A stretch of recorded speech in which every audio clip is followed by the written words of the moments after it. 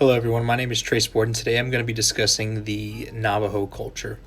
Um, as an introduction, I chose to explore the Navajo culture because my fiance is also native, so she's Hopi, which is very close to this, but that's nonetheless. But Navajo Nation is the largest federally recognized tribe in the United States, primarily located in Arizona, New Mexico, and Utah. Um, Navajo's health beliefs are very important in our community and when discussing community and public health because historical trauma, cultural traditions, different barriers to access all influence how our care is delivered and received for these people. Different health beliefs in Navajo culture, health is viewed as a sense of harmony and balance. Um, when a person is spiritually, emotionally, physically balanced, they're considered a healthy person. Illness is often understood as a disruption in this harmony. Some traditional beliefs that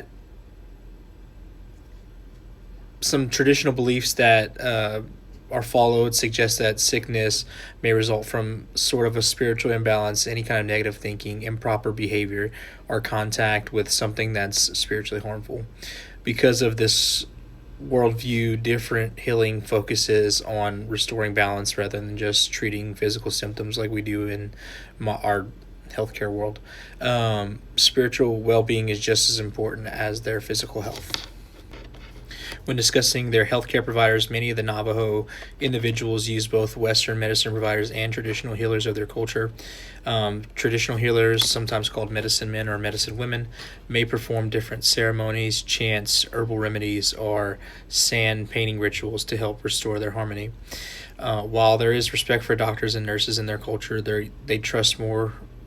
Their trust in the healthcare system may vary due to things that have happened into the past, historical mistreatment of different indigenous communities.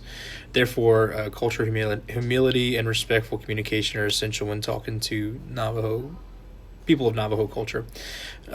Different gender preference is not really required for their culture, but modesty and personal comfort should always be assessed by each individual's preference. When looking to their approach to healthcare, most Navajo patients use a combination of modern Western medicine and traditional healing practices. It's common for someone to receive their hospital treatment while also participating in their own beliefs and ceremonies. Some individuals may hesitate with different procedures, such as amputations or autopsies, because they want to maintain their bodily integrity after their death because it's culturally significant for them. Different healthcare decisions may involve their extended family members, and spiritual consultation may occur before any major procedures. As far as their health seeking behaviors, some Navajo individuals may delay seeking care until their symptoms are very severe. Barriers include geographic isolation, transportation challenges, limited specialty care, financial hardship, and just mistrust of different government systems. Navajo language is very widely spoken still, particularly among a lot of the elders and older populations, so it may require an interpreter. But going back to historical trauma, forced relocation, boarding school experiences, all these have can influence on the trust that they have in the healthcare institutions. When looking at their rituals and rites about birth, illness, death, during childbirth, traditional blessing ceremonies are performed to help promote protection and harmony. Um, Illness may involve ceremonial healing rituals that are aimed at restoring this balance. At the end of their life, there's direct discussion of death may be avoided in these populations because speaking about death can basically bring it closer to them. Autopsies are often discouraged until they are legally required. Burial typically occurs very quickly. They don't allow this to be prolonged, and strong family presence is during a serious illness is very important for them. As far as food practices, there's no strict dietary laws like in different cultures like kosher or anything, but however, traditional foods like corn, squash, mutton all hold very cultural significance to them. Some patients may prefer traditional foods rather than like typical hospital foods like in Southwest Louisiana, so that may be something to consider. As far as communication and body language, direct eye contact, especially with any kind of authority figures, is very frowned upon, or not. It's very limited because it can be considered disrespectful. Silence is often valued and not seen as any kind of awkward. Communication may be indirect, and patients may avoid openly disagreeing with their providers. They may come later or speak with their nurses at a later time because they feel more connected or trusted.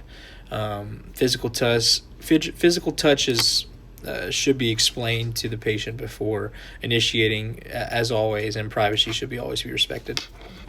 As far as religious and cultural needs, many Navajo patients appreciate any kind of access to spiritual support or time for their traditional ceremonies. They like to be involved in decision making. They like to have involvement in their spiritual decision making, and it's very highly valued. Healthcare providers should always respect their requests regarding any kind of ceremonial items, privacy, spiritual practices. The most important approach is just having humility, asking a patient about their preferences rather than just making any kind of assumptions. That's it. Thank you for listening to my presentation. Hopefully this gave some understanding as far as the Navajo culture. Thank you.